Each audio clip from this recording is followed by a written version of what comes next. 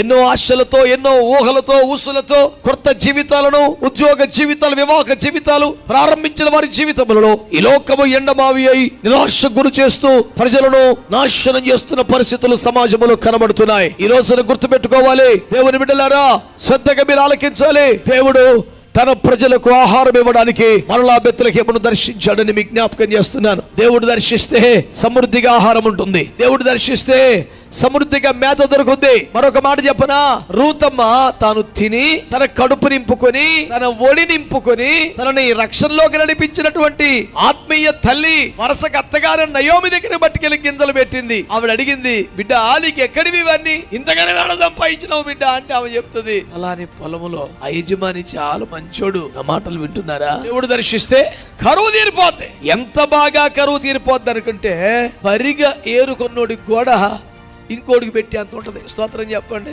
పరిగా ఏరుకున్నోడికి కూడా ఇంకోటి పెట్టి అంత ఉంటే మరి పని చేసేవాడికి ఎంత ఉంటుంది? పని వారి మీద అధికారికి ఎంత ఉంటుంది? అసలు ఓనర్ గారికి ఎంత ఉంటుంది? దేవుడు ఒక్కసారి దర్శిస్తే దేవునికి స్తోత్రం కలుగును గాక. కరువు తీరిపోతే దేవునికి స్తోత్రం. పరిగేరుకున్నోడే 10 మందికి పెడతాడు నాయన. ఇక పని చేసేవాడు ఎంత దీవించబడతాడు, యజమాని ఎంత దీవించబడతాడు, ఫలములో స్థిరపడిపోయినంత దీవించబడతాడు, పనివారి మీద పెద్దవాడికి ఎంత దీవించబడతాడు. దేవుడు ఒక్కసారి దర్శిస్తే బెత్లెహేమునకు పూర్వ వైభవం వచ్చేసింది. బెత్లెహేము మేత భూమిగా మారిపోయింది. బెత్లెహేము ఆహారపు నిలవలుగా మారిపోయింది. ఎక్కడెక్కడి జనం వచ్చి ఆకలి తీర్చుకోగలిగిన ఎవండి చివరిసారిగా వచ్చి పరిగెరుకునేవాడు కూడా ఇప్పుడే కరువు తీరిందిగా.